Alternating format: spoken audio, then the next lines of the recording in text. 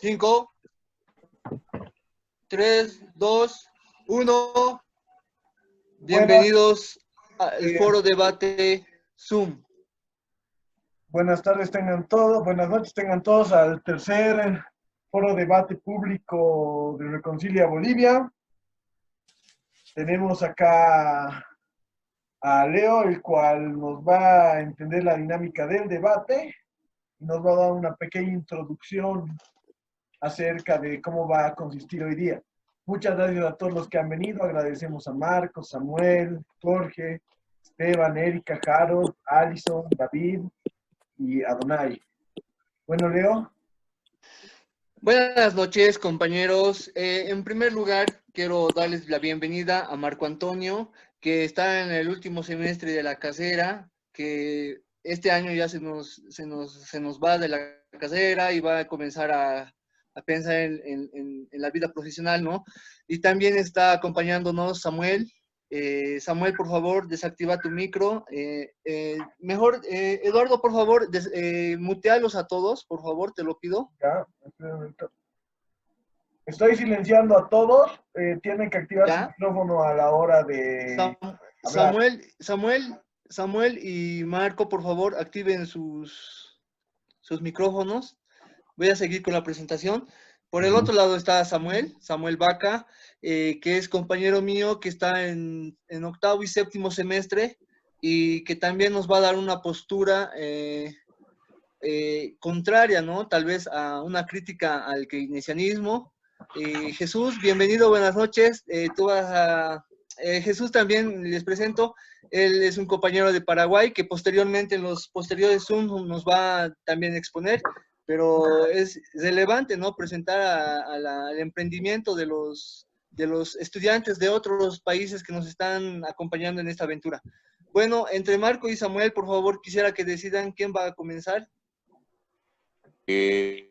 Bueno, ¿cómo están, chicos? Primero, saludarles a los que están de oyentes acá en el Zoom. Es una buena iniciativa que ha hecho el compañero, ¿no?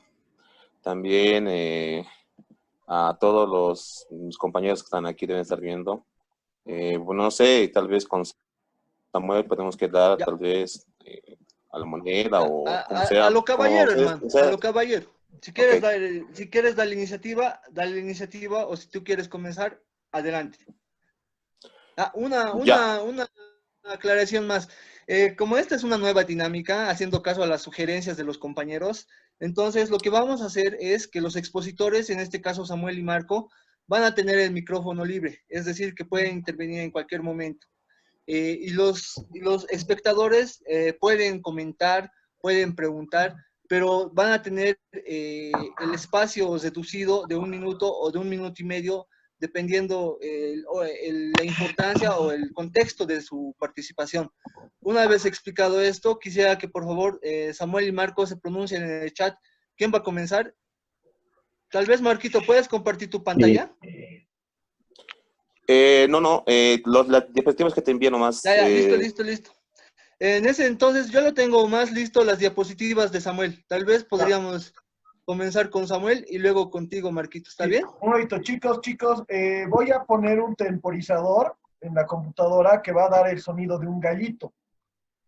¿Ya? Para los expositores, por favor. No, papacho. Eso es para los espectadores. Para los expositores, 5 minutos, por favor. Para economizar tiempo y para... Ya, listo. Voy a poner... Ya. Perfecto. A ver, ¿dónde? Ya, listo. Ahora voy a compartir. Listo. Samuelito, ¿estás listo? Voy a compartir tus diapositivas. Dale, viejo. A pesar que son muy... bueno, yo supongo que voy a demorar unos 5 minutos, digamos. Algo así, no son tan extensos. Te vamos a controlar. Es 9:08. Hasta 9:15, por favor, máximo. Te pido hasta las 9:15 que puedas exponernos tu idea. Te doy la palabra. Adelante. Dale. Hola, buenas noches. Mi nombre es Samuel Vaca. Yo les voy a hablar. Bueno, sobre este pues, y tema, si es que el Estado tiene que intervenir o no. Ya, desde un inicio, desde mi punto de vista, parte de un sistema moral. Es decir, el Estado en esta crisis debe dejar a su suerte a la población y que sea el darwinismo social quien la decida quién vive y quién muere, o el Estado realmente es quien, digamos, debería estar acá velando por la salud, la economía, digamos, de, pues, y su gente, ¿no? Entonces, en este desde ese punto de vista, parte de lo moral. Ya. No olvidemos que el Estado es un pacto entre ciudadanos. Mises, en uno de sus libros, en la parte de la introducción, dice que en última instancia, todos, es decir, keynesianos, que se llama anarcocapitalistas y demás, buscan el bienestar del individuo, ¿no? Nadie dice, digamos, en que el ser humano y se muera, no sé, nadie lo hace por mala fe, ¿ya? Pero aquí hay un detalle. Solo que el camino al infierno está lleno de buenas intenciones, ¿no? Pues esto, ¿por qué lo digo? Muchos países han aplicado las políticas de este señor y no les ha ido tan bien a largo plazo, ¿no? Y pues entre las que ni podemos mencionar está Venezuela, el que ahora está pues y de moda la Argentina y demás cosas, ¿no? A la siguiente me lo pasas, por favor. A la siguiente presentación me lo pasan. Por favor, es que no, de acá no tengo el control. Ya está, hermanito, ya está. Ya, ya. Un momento. Ya. Hablamos de el famoso keynesianismo. En el capítulo 23 de su obra, dice y menciona, ¿no?, que el consumo es que genera crecimiento. Bueno, en síntesis, eso es lo que dice. Entonces, más consumo, más ingresos, más inversión y más consumo. ¿Ya? Pero hay una cosa acá. El Estado no se inventa plata, digamos, y mete sin que no cause ningún efecto. ¿Cómo el keynesianismo puede afectar o cómo usualmente los keynesianismos utilizan esta herramienta? Es con gasto público, ¿no? Es decir, inyectan plata para que pues la economía vuelva a funcionar y que haya crecimiento y todo eso. Al margen de las fallas del Estado, que a veces son más desastrosas que las fallas del mercado, ¿ya?, está la cuestión del dinero, la plata, de dónde vamos a sacar, especialmente aquí en Bolivia, si hay déficit fiscal y seguido, nos vamos a prestar. Entonces aquí hay toda una disyuntiva, ¿ya? Y hay economistas que dicen, eso no importa, eso no importa. Bueno, hay un docente incluso que dicta política económica, no voy a decir su nombre, pero dice, no importa el déficit fiscal, lo que importa es el crecimiento. Bueno, en la Argentina sucedió algo similar, hicieron eso ya con el gobierno que pues sí salió, y no se mejoró nada, sigue habiendo déficit fiscal, ¿ya? Y se suponía que el gasto público iba a aumentar la producción y por lo tanto y también iban a subir los impuestos, ¿no? Entonces con esto y se iban más o menos a compensar, ¿ya? Pero cosa que no sucedió, no pasó. O tal vez, no sé, ni pasó en otro país, digamos, que pues alguien lo puede mencionar. Bueno, en resumen, el keynesianismo como tal, hasta el día de hoy, se lo conoce, bueno, aquí lo escribí, dice, nos dará de comer el día de hoy, ya, pero el día de mañana comeremos a nuestros perros en vez de pasear con ellos. No, entonces aquí hay una gran disyuntiva, muchos, bueno, acá estarán en mi contra, no sé, o tal vez fue muy general esta exposición, y podemos hablar los detalles, si quieren, si gustan, digamos. Básicamente es eso, básicamente es eso, y mirarlo desde un punto de vista general. Muchas gracias, Samuel. Muchas gracias. Realmente muy interesante los puntos de vista de Samuel, siendo literalmente, estando no a favor del Estado en la intervención, o tal vez puntualizando los fallos del mismo, ¿no? En la intervención. Mientras voy encontrando las diapositivas de Marco Antonio, les vuelvo a recordar, por favor, que los espectadores, una vez terminado la exposición de los que están en la mesa del debate, podrán hacer preguntas o debatir las ideas, ¿no? Tal vez para generar lo que tal vez se dio una sugerencia de un debate real. Y tal vez un debate real entre muchas personas es un poco complicado. Por eso es que estamos innovando esta idea de que se pueda tener expositores que compartan sus ideas, que defiendan sus posiciones, y en ese sentido voy a dar el paso a Marco Antonio, tal vez una pequeña presentación, Marquito, mientras estamos poniendo tus diapositivas, y adelante, por favor. Tienes 5 minutitos, bueno, máximo hasta las 21:22. Por favor, te voy a ir avisando con los soniditos que vamos a poner, pero estás con el micrófono y con la atención del público. Adelante. Bueno, primero felicitar, ¿no? a los moderadores, en este caso a Leonardo y Dudu. La verdad, este es un tema muy interesante, ¿no? Hablar del keynesianismo, y si es importante, ¿no? En este caso, hacerse cargo el Estado frente a la crisis actual, ¿no? Que está llevando. Bueno, yo pienso que la intervención del Estado en este punto es clave, ya que si bien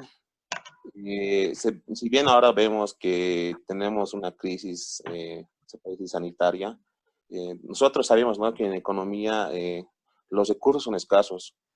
Y más adelante voy a exponer mi punto de vista de por qué el Estado debería hacerse cargo de esto. Muchos van a hablar de los 14 años, ¿no? que ha tenido el anterior gobierno, y de tanto dinero que ha habido por las exportaciones de gas, de los commodities y todo eso. ¿Por qué no se ha invertido en salud? Creo que es lo que todos ahora preguntan, ¿no? ¿Por qué no se ha invertido en salud? En este caso, ahorita, si hubiera invertido en salud, en este caso, ahorita no estuviéramos tal vez en esta crisis sanitaria, ¿no? Primero tenemos que ver una cosa, muchachos. Hay países, por ejemplo, los altamente industrializados, como Estados Unidos, Europa y parte de Asia, como Japón, China, Corea del Sur. Ninguno de esos países ha podido, o nadie de ellos tenía una bola de cristal para poder saber que en este año 2020 iba a haber una crisis sanitaria a nivel mundial, ¿no? Con lo que es el COVID. Entonces, en ese punto, nosotros los economistas sabemos bien que los recursos son limitados. Entonces, tenemos que poner mayor atención, mayor énfasis se puede decir, en cosas que van a dar al crecimiento y posteriormente al desarrollo, ¿no? Eso es algo clave para que un país pueda crecer, ¿no?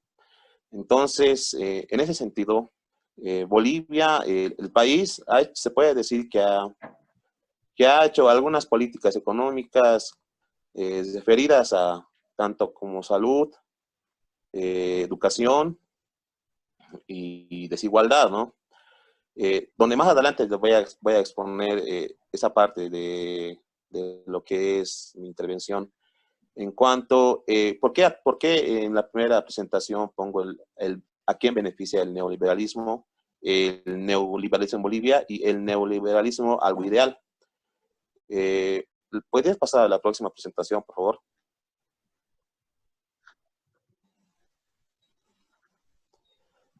Bueno, sobre Keynes. Keynes, ¿qué nos decía cuando habla sobre la intervención del Estado?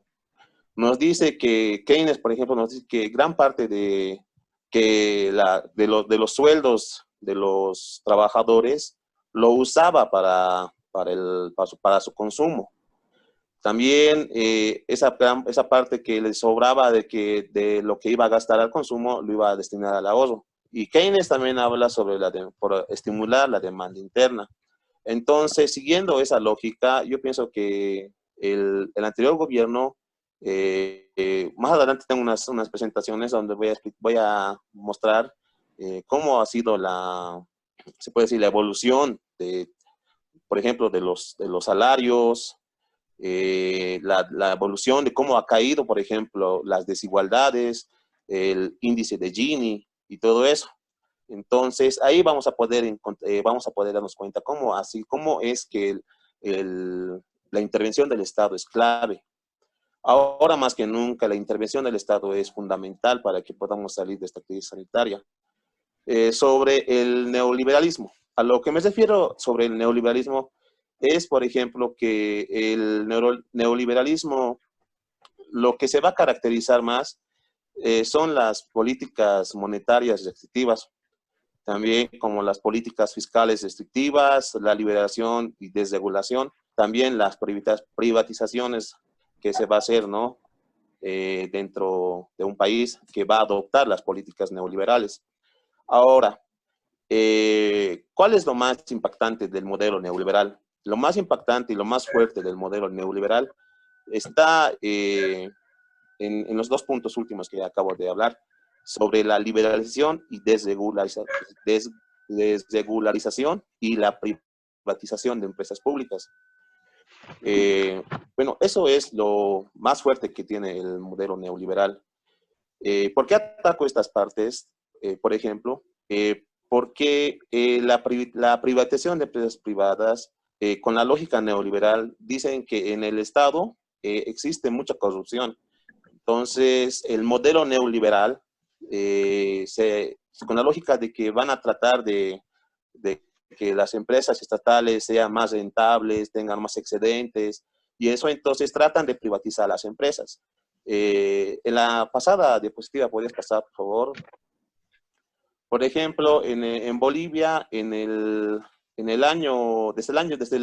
que se implementa el modelo neoliberal, teníamos, se puede decir, 5 empresas claves dentro del país, lo que era ENDE, el Agroboliviano, la ENFE, el YPF y Entel, que después de que se apliquen el modelo neoliberal y las privatizaciones dentro del país, estas empresas que eran estatales forman, o mejor dicho, pasan a formar a manos de capital extranjero, donde nosotros ya por historia ya sabemos lo que tuvo, ¿no? Los impactos que tuvo.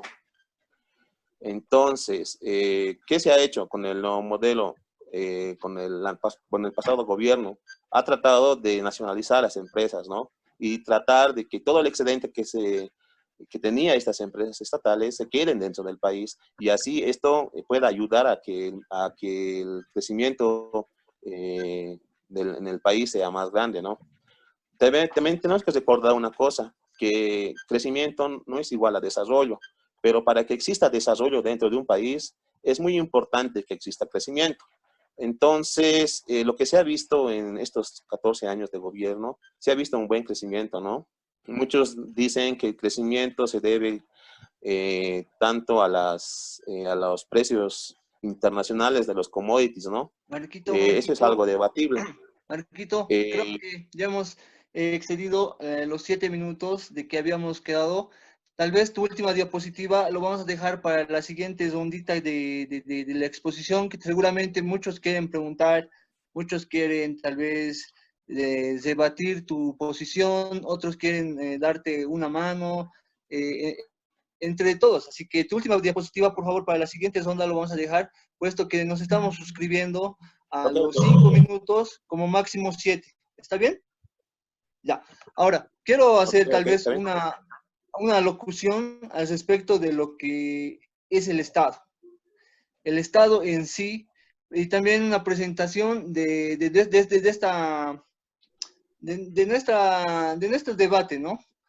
Y tal vez hacerles recuerdo de que la politización es muy viciante para el economista.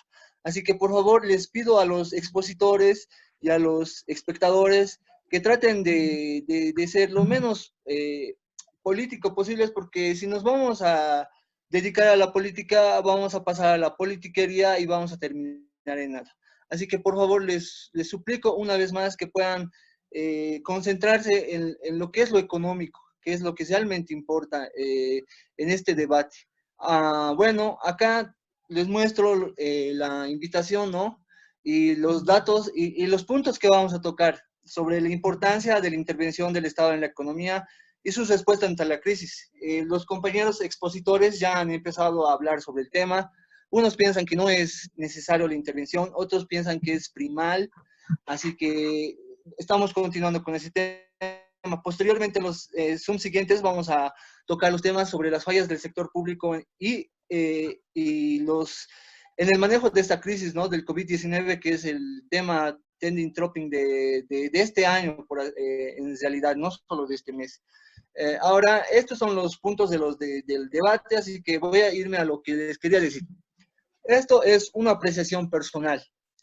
Quizás ustedes tengan muchas cosas para debatirme, muchas preguntas que hacerme, pero esto es lo que yo pienso sobre el Estado. La historia del desarrollo del Estado, adaptándolo al modelo de Prestwich. Sabemos que Prestwich tiene un modelo centro-periferia en la cual el proceso histórico de los países centro es muy diferente al proceso histórico de los países periféricos.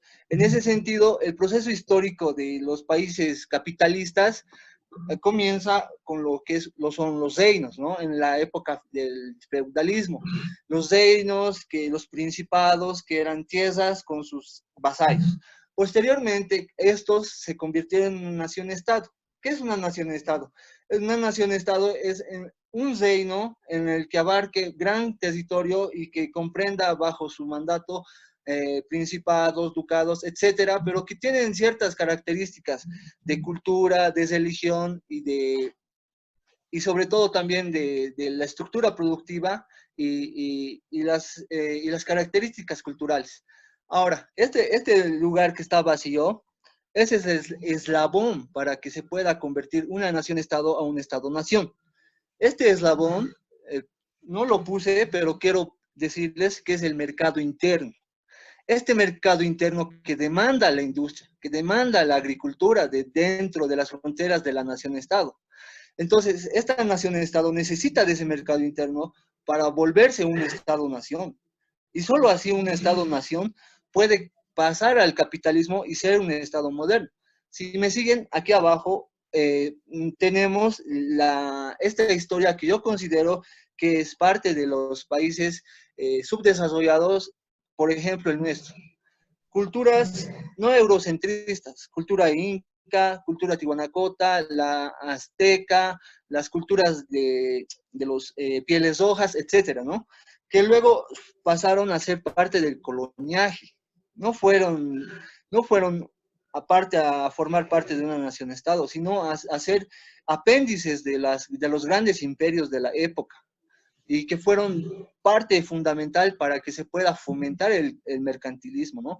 Entonces, aquí esta parte entre el coloniaje y la república, no existe un concepto de nación-estado ni estado-nación. Entonces, por ejemplo, tenemos Bolivia, el ejemplo más claro de esto, y también África. somos 36 naciones, 36 etnias en un solo país. Somos plurinacionales. Eso ya nos da una pequeña pauta de que no podemos surgir de una nación-estado a un estado. Por tanto, del coloniaje hemos pasado a lo que es la república. Y actualmente estamos en un estado moderno. A ver, terminando esa mi apreciación sobre lo que es un estado y sobre la diferencia que hay entre los estados que son de los países desarrollados o los países centro y la diferencia con los países periféricos, quisiera que por favor tal vez comencemos unas ondas de preguntas o participaciones para tal vez debatir lo que yo dije o para tal vez debatir lo que dice Marco, lo que dice Samuel, apoyar, discernir, o también Marco y Samuel al respecto de lo que yo dije mientras los compañeros se van organizando para participar, pueden activar sus micrófonos y comentar.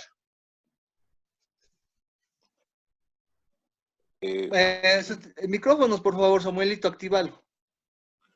Bueno, Leo, no sé si Mientras podría organizamos la terminar intervención de los participantes, por favor, algo cortito mientras organizo los que van a intervenir de los espectadores. Adelante.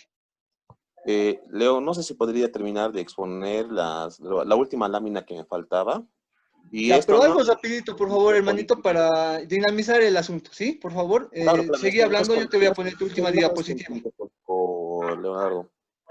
Ya, ahí está. Ya, por favor, hermanito, algo rápido para poder dinamizar el debate y para empezar a hacer lo que realmente es debate, ¿no? Adelante, por favor, termina y vamos a comenzar con las rondas de preguntas. No sé si podías pasar a la lámina, por favor. A la última lámina. Esta es. ¿Estoy compartiendo o no? Ah, no, perdón, no lo había compartido, lo siento. Ahora sí. Ya, ahora sí. Rápido, por favor, hermanito. Ya. Bueno, lo que hace un momento estuve hablando sobre las desigualdades y por qué atacaba tanto al modelo neoliberal, es que al modelo neoliberal no le interesa, se puede decir, el costo social o la sociedad, en las palabras. Como dice un dicho, ¿no? El pobre es pobre porque quiere. Pero tenemos que tener en cuenta, nosotros, por ejemplo, tenemos la suerte de estudiar en una universidad pública. En otros países no van a poder estudiar, no estudian, no tienen el derecho de estudiar en una universidad pública. Entonces las desigualdades ahí se van a enmarcar. Y si existe desigualdad, va a existir pobreza. Entonces, en esa parte, por ejemplo, el primer gráfico que presento donde dice Bolivia, línea de pobreza, por ejemplo, es un gráfico que yo le he hecho, donde nos va a mostrar la pobreza moderada y la pobreza extrema. Y si nos damos cuenta de la pobreza moderada, que era de un poco más de 70%, va a caer a casi a un 30 y al 38, 37%.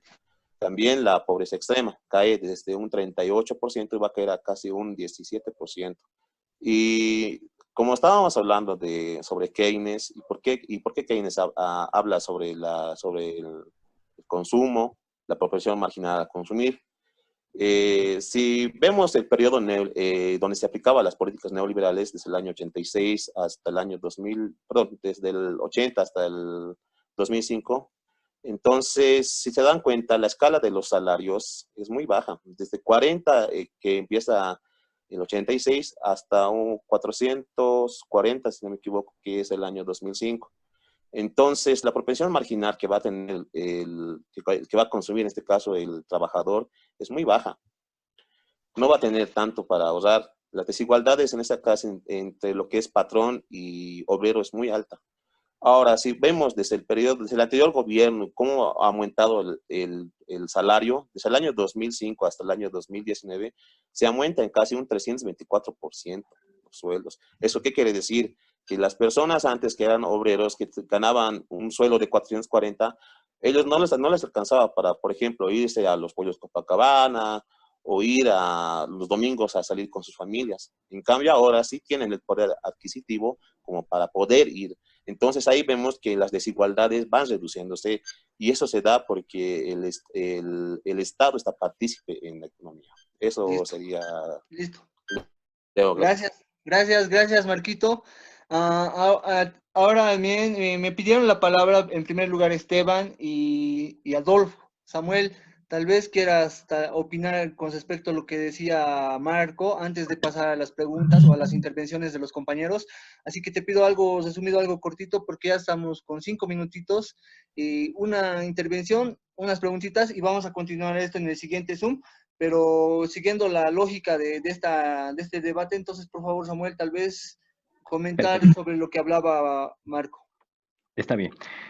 Y pues hablando de las universidades públicas, no solamente es en Bolivia y no solamente, bueno, aquí en América, en Alemania las universidades son públicas, ¿no? Entonces no se puede decir que solamente aquí en Bolivia es, bueno, es así, digamos, y que el Estado es el bueno y que nos brinda y tenemos que estar muy agradecidos. Bueno, una es esa. Otra, bueno, y si bien en Bolivia, que, bueno, estos últimos años, digamos, ha crecido, ¿ya? También lo hicieron los demás países, ¿sí? No es que Bolivia fue la excepción y por las políticas, digamos, que hizo el MAS, bueno, que están ahora pues brillando, ¿no? Muestra de eso es la precariedad del sistema de salud boliviano, ¿no? Que supuestamente estaba bien. Solamente eso. Ya. Más adelante quizá. Listo. Ya. Por favor, Esteban, una pequeña intervención de un minutito, por favor, ya que tú eres el siguiente expositor del próximo Zoom. Así que tal vez una exposición de un minuto te lo pido. ¿Alguna pregunta, alguna apreciación? Adelante, por favor, Esteban, tu micrófono, actívalo. Y un minuto, por favor, hermano, adelante. Luego de ti sigue Rodolfo y con eso terminamos el primer Zoom. Chicos, voy a hablar como rapero. Primero, varios errores que he visto en el caso de lo que hablan de que el Estado es el que tiene el poder de coerción. Ese es el ente estatal que tiene el poder de coerción. Primero, hay un gran desconocimiento sobre los países europeos. Dicen de que aquí somos plurinacionales. Para los que no sepan, en Suiza es un país pequeño que hablan, una parte habla alemán, otra parte habla francés, otra parte italiano y hay un cuarto idioma. Así que te dice de que en un solo país hay 4 personas. Bélgica, de la misma manera, el norte habla Flemish, el sur habla francés, pero siguen siendo un Estado-nación. Hay muchas grandes diferencias dentro de los mismos estados europeos. Me parece un muy mal ejemplo. Igual tiene su país como Etiopía en el África, que nunca ha sido colonizado, que es uno de los países más pobres del mundo y eso no lo hace un estado moderno, por así decirlo.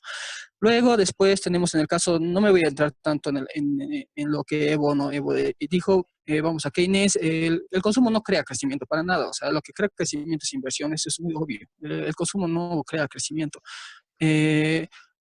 Cualquier tipo de gasto público que hace el gobierno se hace de 3 formas. Una emisión monetaria que luego se paga con inflación, luego tienes el gasto público que luego se tiene que pagar por impuestos, o deuda que son impuestos que tienes que pagar en el futuro, porque la gente del futuro va a tener que pagar la deuda que ahora contraigas. Entonces, el gasto público no causa ningún tipo de crecimiento, el consumo tampoco, ningún tipo de inyección. En todo caso, te causa una gran cantidad de inflación. La única variable que crea inflación en largo plazo es la inversión. Después hablaron de que ahora en 300% ha crecido el poder adquisitivo de la gente, el 70% de la economía es informal, o sea, mucha de la gente, y me incluyo, yo nunca he logrado, no percibir los 2.100 bolivianos, sino que digan de que la gente que vive en el sector formal compra a los informales, o sea, chicos, o sea, el 30% no puede revivir al otro 70%. Y hablando de las desigualdades, a cualquiera que quiera buscar algunos datos, si buscan cuál es el país más igualitario, o sea, el que tiene el mejor índice de Gini según igualdad, es Venezuela. Y todos sabemos cómo se encuentra Venezuela. La desigualdad no es mala ni buena per se. La desigualdad, puedes tener una alta desigualdad o sea, y tener que los pobres tengan lo mínimo para vivir, o puedes tener una muy baja desigualdad, pero que todos sean igualmente pobres. O sea, la igualdad no es ni buena ni mala. O sea, por definición es una variable tonta para utilizar el nivel de riqueza de un país. Listo, gracias Esteban. Por favor, Adolfo, puedes activar tu micro y ya el último minuto que nos queda de Zoom, invitarles al siguiente Zoom que lo vamos a compartir al grupo. Por favor, Adolfo, para cesar este Zoom, tu comentario, por favor, adelante. Sí, lo que yo quiero comentar es que realmente Keynes y los demás teóricos no han atravesado la situación que está atravesando la coyuntura mundial. Y en este escenario creo que va a haber una complementación de lo externo, que es el tema de las externalidades, bueno, es el tema de la intervención del Estado y obviamente pues el sector privado, ¿no? O sea, dejar que al margen de que el Estado tenga que manejar, de que tenga que intervenir en la economía, también por otro lado, la economía por su lado va a tener que poner su contraparte. Es muy complicado el escenario que estamos tocando, no creo que tengamos, es importantísimo el abordar un efecto teórico, muy importante la construcción teórica. Pero si vemos ahora los efectos económicos que vamos a tener bajo la lógica de las enfermedades que son más transfronterizas o el tema de este virus, creo que deberíamos de buscar otra lógica, ¿no? Complementar el tema teórico que se está manejando. Yo aplaudo la actividad que están haciendo, pero el tema del Tal vez yo te quería dar un poquito de contexto a mi idea, que me parece muy ideal, en la que tú criticabas de que no puedo englobar a todos los países, el ejemplo de Etiopía, el ejemplo de Suiza, ¿no? Sin embargo, es una apreciación personal para marcar las diferencias que tienen los estados de los países menos desarrollados en comparación a los países más desarrollados. Adolfo ya está listo. Esteban, por favor, luego de Adolfo te pido, ¿puede ser? ¿Puede ser? ¿Está bien? Ya. Adolfo, tenías la palabra, por favor, terminamos tu idea y luego va a seguir Esteban. Ya, bueno, yo decía que ahorita estamos en un momento súper atípico. Sí, sí, ¿me escuchas? Sí, sí, adelante. ¿Me escuchan? Adelante. ¿Me escuchan, no ven? Sí, sí, sí, sí. Ya, no, hablar de las 36 nacionalidades, hablar de interculturalidad, hablar de experiencias del Ecuador o cómo es el manejo económico en otros países, creo que en este momento no es lo más recomendable, ¿no? Sin desmerecer los aportes teóricos y académicos que hemos tenido hacia atrás. Lo que creo que sí podríamos revisar son las últimas plagas que han afectado la parte de la geopolítica económica en el mundo. Y en ese comportamiento, básicamente, han tenido que ir de la mano el sector privado y el sector público. El sector público con una fuerte intervención para poder eliminar las fallas de mercado y el sector privado correspondiendo con flexibilidad en ciertos escenarios. Evidentemente, a largo plazo vamos a tener una inflación, no va a ser el tema del coronavirus. Creo que es una ayuda drásticamente porque no todas las empresas van a poder sobrevivir a este tipo de determinaciones que son muy solidarias por parte del gobierno, que es el tema de no quitarles el salario a las personas que dependen del sector público, van a ser el sector privado, se reducen en la canasta familiar de personas. Un escenario que va a haber del mano un tejimiento de coordinación entre el sector público y el sector privado. Creo que ese es el aporte que yo puedo dar. Gracias. Listo, muchas gracias, Adolfo. Ahora sí, Esteban, tú estabas terminando una idea mientras estamos coordinando un siguiente expositor por orden de lo que me mandaron. Así que, por favor, Esteban, para terminar lo que estabas hablando y tal vez para aportar con algo que tal vez nosotros no estamos apreciando. Así que, Esteban, por favor, te doy la palabra. Adelante. Esteban, 5 minutos a partir de... Esteban, ¿me escuchas? Esteban, ¿me escuchas? Esteban. Ah, ya, disculpe, es que no había activado el... Ya, ok. Ya, perfecto, hermano. Ya, ahora sí. Esteban, 5 minutos a partir de ahora. Ya, bueno, unas pequeñas introducciones. Escuché mucho la palabra neoliberal. Yo me identifico como libertario minarquista, economista austriaco, para los que no me conozcan. La palabra neoliberal a mí me hace doler la cabeza porque no hay una corriente del pensamiento económico que se llame neoliberal, por así decirlo, más que algunos citan el Consenso de Washington, pero señores, eso no es una corriente económica, es unos 10 puntos y ya. Una corriente económica es mucho más que eso para cualquiera que se anime a hablar sobre economía. Desde el punto de vista liberal, que yo voy a hablar desde el punto de vista libertario, hasta los más liberales, como ser Hayek, ellos hablaban de que, Hayek decía claramente, en caso de guerra, en caso de crisis sanitaria o en caso de crisis ambiental, el Estado sí debe centralizar de cierta manera los esfuerzos económicos de un país. Esa es una de las excepciones en las que los gobiernos deberían intervenir en la economía, porque la intervención en la economía es la intervención en la vida de las personas y creo que a nadie le gusta que le intervengan en su vida. En este sentido, no, pero tampoco se trata de gastar más que lo que están haciendo los gobiernos actualmente, que es el problema que nos va a llevar a la próxima crisis económica. Todos sabemos que vamos a entrar en una crisis económica y nadie me puede negar eso. Pero no se trata de gastar más. El punto es de cómo alivianamos esa crisis que se nos va a venir. El punto es gastemos mejor. Hay muchas partidas dentro de los gobiernos que actualmente no se van a gastar. Hay mucho dinero que ya en algunas inversiones que no son necesarias dentro de lo gubernamental, que nos podemos esperar, tal vez incluso alguna calle, una nueva carretera que se pueden esperar en caso de emergencia.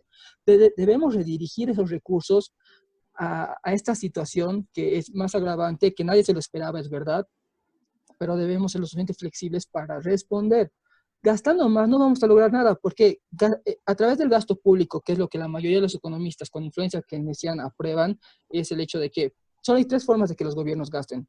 Una es a través, o sea, esto, obviamente todos son a través del gasto público, pero ¿cómo financias tu gasto público? Uno es a través de un aumento en los impuestos, porque el gobierno vive de los impuestos de la gente. Si tú aumentas los impuestos, vas a matar el sector privado del país y al final la gente no va a poder pagar los impuestos que tú estás poniendo. Segundo, lo puedes hacer a través de la deuda. A través de la deuda, tanto interna como externa, como Bolivia ya lo comenzó a hacer. Pero al final la deuda es algo que tienes que pagar después y nosotros muy buenos latinoamericanos después nos quejamos y decimos estos inversores extranjeros que nos vi que ahora nos quieren ahogar. Señores, nosotros nos prestamos voluntariamente, es nuestra culpa también. El gobierno boliviano ahora tiene deuda con el Banco Central, deuda que tiene que pagar en el futuro, y deuda que tienes que pagar en el futuro son más impuestos que tienes que pagar después para pagar la deuda que tienes. El tercero es emisión monetaria. Todos sabemos qué pasa cuando hay emisión monetaria. Hay inflación, pérdida del poder adquisitivo, igual estás pagando indirectamente el gasto público del gobierno. De ninguna manera esto nos va a llevar, a ninguna de estas medidas, o sea, en el corto plazo, como Keynes decía, vamos a estar todos muertos, pero al final, el largo plazo es la suma de cortos plazos. Si tu corto plazo no está bien hecho, tu largo plazo va a ser un desastre. Gastemos mejor, redirijamos partidas que no necesitamos. Por ejemplo, actualmente los políticos, la clase política, está percibiendo salarios deliciosos y ostentosos cuando no está trabajando. Cámara de Diputados, senadores, un sueldo de ellos les sirve para vivir 3 meses. O sea, ¿por qué estamos pagando? O sea, piden sacrificios al sector privado, a los que no están trabajando, a los que no están facturando, pero la clase política no deja de cobrar. No trabaja, pero no deja de cobrar y sigue cobrando más y todavía te piden más sacrificios a ti, que es el privado. O sea, tenemos que ser un poco más coherentes. O sea, pidamos redireccionamiento de los recursos. No, en este caso excepcional, ni los liberales estamos en contra de la intervención del Estado, ni los liberales, pero seamos sensatos, no agarremos y despilfarremos como esto. Lo que pasó en el 29 fue el resultado de la intervención del Banco Central Americano, de la FED, lo cual causó una burbuja económica que después explotó en el 29. Según todos es un fallo de mercado, pero el que se digne a leerlo bien va a ver que ha sido por culpa del Estado y la emisión monetaria, que después acabó ahondando en una serie de crisis. O sea, la economía mundial va de burbujas explotando, burbuja y explota, todo eso se debe a las intervenciones estatales. Básicamente, esa sería mi intervención. Gracias, Esteban. Tal vez un poquito acotar, y tú me vas a corregir luego. El capitalismo es el sistema más productivo y más duradero de casi toda la historia. El feudalismo, cuando ha entrado en crisis, ha pasado una transición hacia el mercantilismo. Y el mercantilismo, lo mismo, pero al capitalismo. Sin embargo, en 1929 han empezado los famosos reseteos de la economía mundial. Pero siempre con el capitalismo por delante. ¿Por qué? Porque el capitalismo salvaje como tal, por las razones y otras más que aludía Esteban, sufrió una crisis brutal, pero hubo un reseteo. No se cambió de sistema económico, seguía existiendo el capitalismo, solo que se incluyó la intervención del Estado por el autor que estamos tocando ahora, por Keynes. Posteriormente, cuando el capitalismo, con la intervención del Estado, fracasó en la crisis del petróleo, se volvió a resetear y se implantó con Friedman a la cabeza al monetarismo, o sea, una intervención del Estado, pero limitando sus alcances, ¿no? Entonces, para la crisis del 2008 y tal vez para esta crisis, yo les pregunto, el capitalismo posiblemente es lo más seguro, va a sobrevivir, pero ¿qué cambios va a haber? ¿Qué cambios? ¿Cómo va a ser el seteo ahora? Ahora, tal vez luego, Esteban, me vas a... Te puedo acotar te puedo hacer una pequeña respuesta a lo que has dicho antes de que se me vaya, Claro, porque tengo claro, muy mala memoria. O sea, lo que pasó en el 29 fue que en 1913 se funda la FED. La FED comienza a hacer emisiones monetarias desde 1913. Esto crea una burbuja monetaria. La gente tiene más dinero para gastar porque piensa de que tiene, o sea, porque tiene más dinero. Entonces comienza a comprar más acciones, lo cual crea una burbuja especulativa dentro de la bolsa de valores que explota en el 29. Todo fue resultado de la emisión monetaria que comenzó en 1913 la FED. Ahora, eh, el, por ejemplo, muchos critican el capitalismo de un sistema consumista. Señores, Keynes es el que proclama el consumo. Ustedes mismos lo saben. ¿Cómo vas a estimular la demanda? A través del consumo. O sea, los más liberales estamos a favor del ahorro, no del consumo. Ahí hay un craso error de análisis. Luego, en el caso del 2008, por ejemplo, ahorita hay un problema bien grave que se está haciendo. La crisis del 2008 fue por la venta de préstamos, o sea, préstamos basura y préstamos de calidad que fueron mezclados para venderlos, que al final no acabaron rindiendo. Ahorita se está haciendo algo parecido. Europa está planteando emitir lo que se llama los eurobonos o coronabonos, que como ahora le han cambiado el nombre, que es el hecho de mezclar deuda de países solventes como Alemania, Holanda, con la deuda de países mucho menos insolventes que son España, Italia y Grecia. O sea, tú mezclas buen préstamo, o sea, no es lo mismo prestarle a España que prestarle a Alemania. O sea, España es mucho más riesgoso que Alemania. O sea, tú estás mezclando ahí dos tipos de deuda que al final no sabes quién va a acabar pagando y estás creando una nueva burbuja como lo que ha pasado en el 2008. Países como Alemania y Holanda se están oponiendo porque ellos saben de que esto sería volver a caer en esa crisis del 2008. Si Europa emite estos bonos que supuestamente son con la excusa de que el gobierno tiene que intervenir e inyectar dinero en las economías de los países de la eurozona para afrontar este problema, nos va a llevar a una crisis muy parecida a la del 2008, es prácticamente el mismo sistema. La Unión Europea trabaja como un gobierno europeo, es un ente supraestatal gubernamental. O sea, estamos cometiendo los mismos errores de antes. Gracias, Esteban, me parece una buena apreciación y otra tal vez acotando antes de darle el paso a Carlos. Para los que piensen que el Estado no debe intervenir, solo informarles que Estados Unidos por esta crisis del coronavirus está inyectando a su economía 500,000 millones de dólares, lo que es 5 veces más del PIB de Francia o lo que sería la suma por 3 de todos los PIBs de Sudamérica. Una premisa para lo que es la intervención actual del Estado y le doy la palabra a Carlos. Por favor, Carlos, te vamos a controlar 7 minutitos y posteriormente que termine de exponer Carlos, vamos a hacer caso a todas las preguntas y les vamos a dar la palabra, así que por favor sigan comentando y Carlos, por favor, adelante. No sé si me escuchan todos, ¿se escucha bien? Perfecto, Sí. perfecto. Listo. Bueno, básicamente yo lo que quiero hacer énfasis especial es sobre todo a la parte teórica, como hemos visto, de Keynes, porque me parece a mí que a Keynes lo ha malinterpretado, pero demasiado.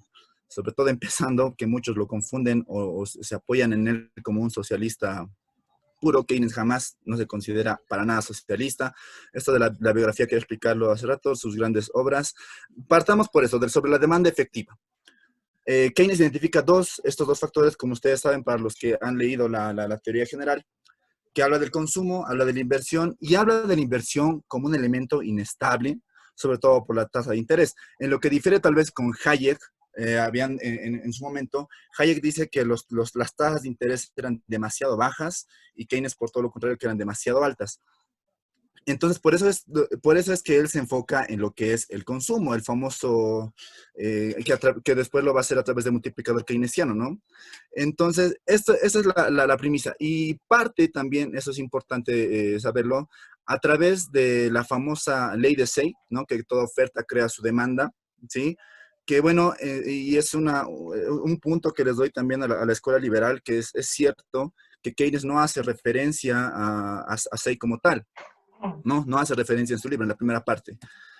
La demanda efectiva, ¿por qué para él es tan importante? Dice, bueno, algo que Keynes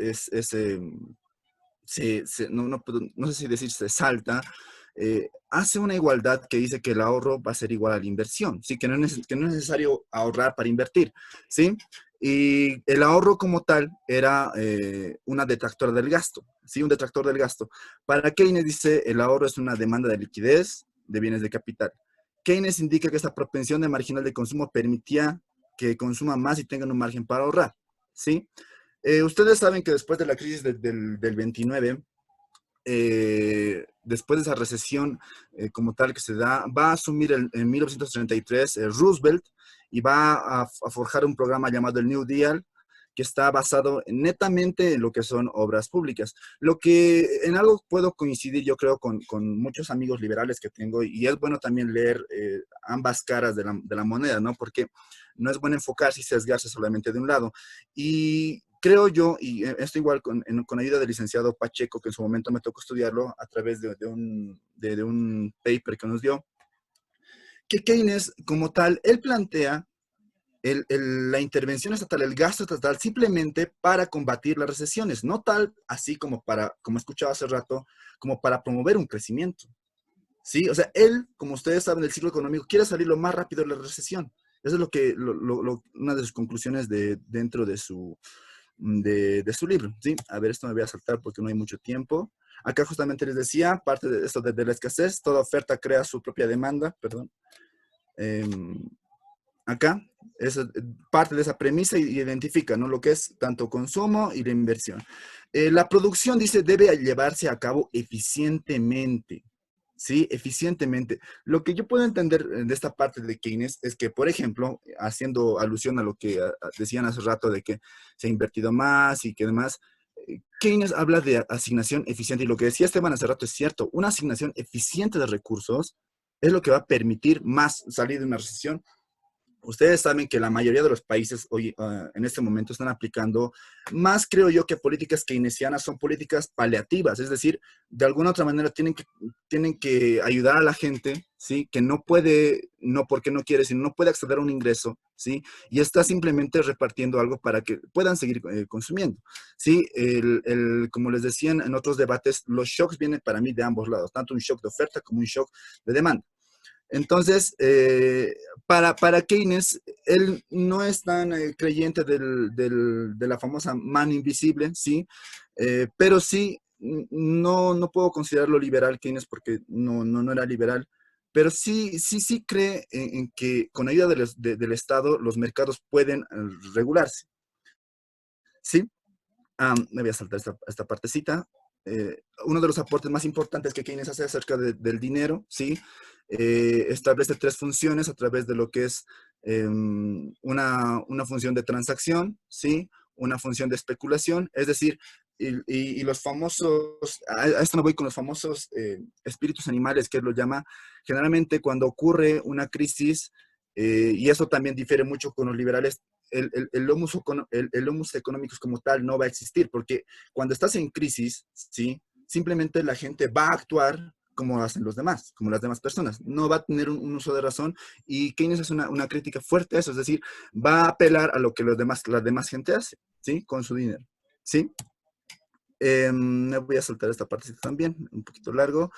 Los irrealismos de los supuestos, es un crítico de esto porque los enfoques de tipo ideal no pertenecían a lo que es el caso promedio, ¿sí? Es decir, lo que Keynes hace una crítica, es decir, las críticas a los equilibrios, ¿no? A los equilibrios naturales, y va a introducir lo que es Keynes también dentro. Keynes, como ustedes saben, no ha estudiado un tiempo economía, no, lo que sí ha acabado es la carrera de probabilidad, tiene incluso un libro sobre probabilidad.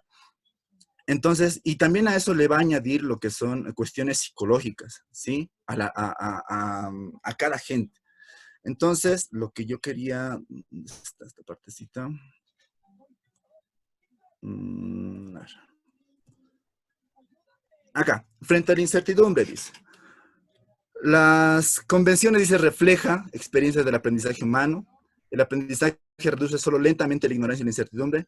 El material de aprendizaje está sujeto a cambios inesperados. Cuanto mayor evidencia respalde una expectativa, más confiaremos en ella. Es decir, la gente siempre va a apelar a lo que es más seguro, ¿sí? Entonces, cuando nosotros hablamos de políticas, en este caso, y lo mencionaba Leo, como en otros países, en Estados Unidos ha habido un fuerte depósito de lo que es del rescate, el famoso rescate financiero, ¿no? Que se va a aplicar, ¿sí? Pero entonces, lo que yo pienso es que fuera de ser políticas keynesianas, de alguna otra manera tienen que reactivar la economía inyectando dinero, ¿sí? Para activar ambos lados. Me refiero tanto de la oferta como de la demanda.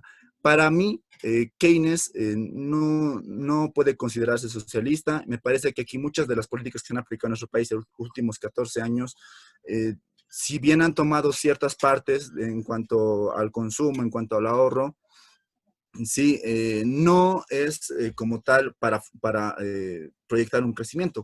Y en eso sí coincido con los compañeros que exponían sobre de la escuela liberal, la escuela austriaca, que sí puede llegar a formar una burbuja, una inflación, ¿sí? Entonces, y lo que decían, y hago un énfasis en especial a eso, yo personalmente, yo no los llamo neoliberales a los amigos de la escuela austriaca, porque creo que en su momento en nuestro país, si bien el costo social, por ejemplo, en la hiperinflación del 86, cuando se aplica el famoso 21.060, ¿verdad?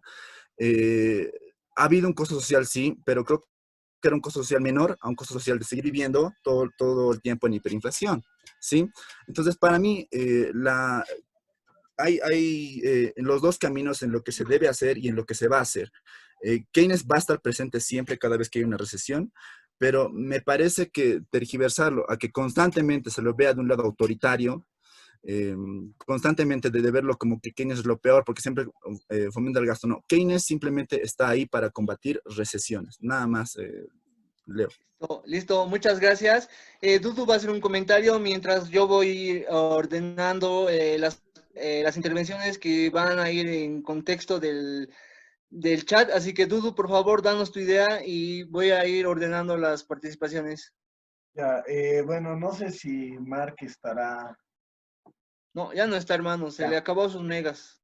Él ha dicho al principio una cuestión de que no es lo mismo, digamos, el desarrollo que el crecimiento, ¿no? Entonces, en lo que estaba escuchando ¿qué se llama? A los chicos en este Zoom, me hace entender, ¿no? En todo este tema de lo que teníamos que analizar la coyuntura. Keynes es el que verifica qué tan desarrollado estás, mientras que lo que sería la escuela austríaca verifica qué tanto está creciendo tu matriz productiva, ¿no? Tu economía. ¿Por qué?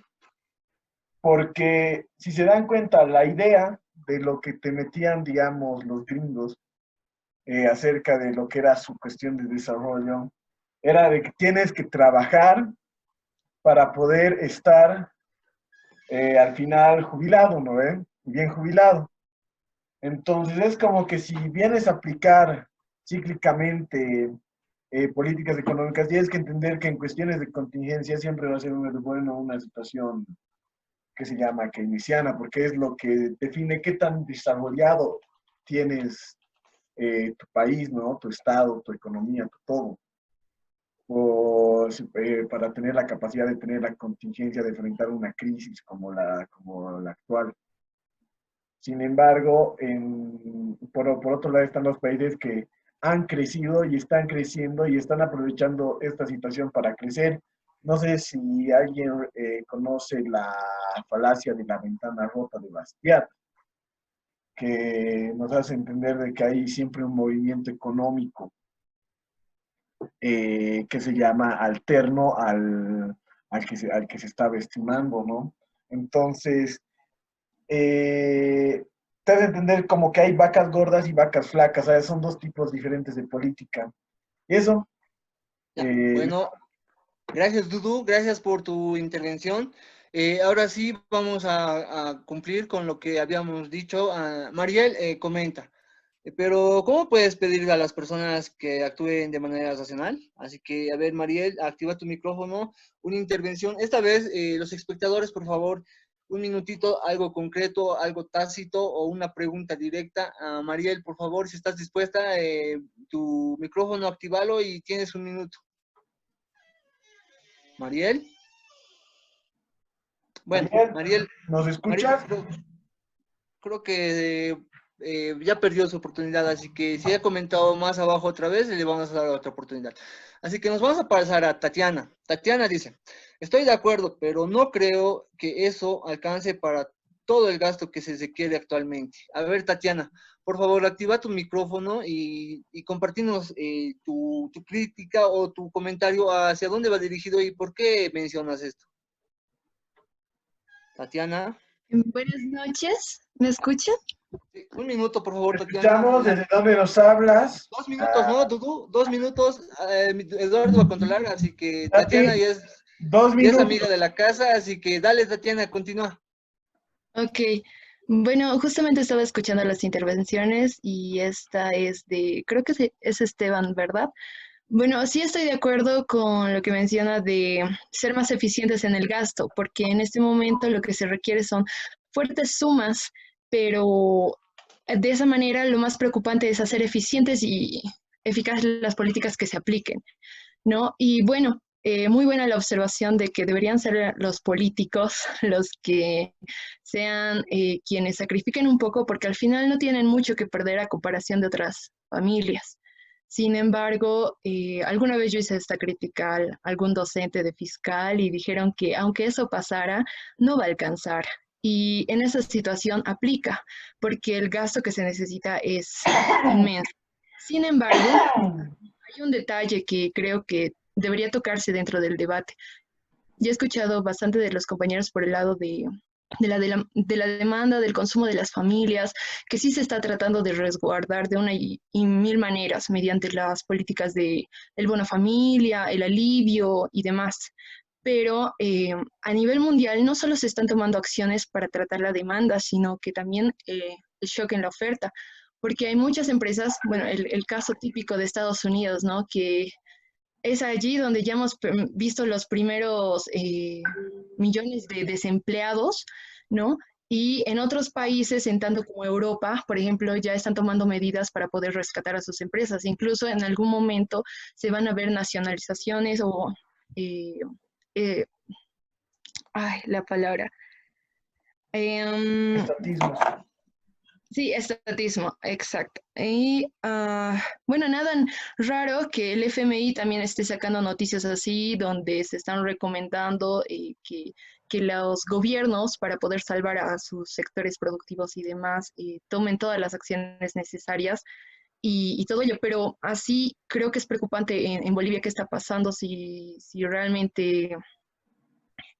Por ejemplo, ahora nosotros, digamos, vemos que el número de casos de contagios está aumentando y digamos que el plazo que tenemos para poder acabar con todo esto es hasta el 15 de abril, ¿no? Para tratar de reactivar nuestras actividades. Pero si el número de casos está aumentando, entonces es más probable que también se amplíe el plazo del tiempo en el que vamos a estar en cuarentena.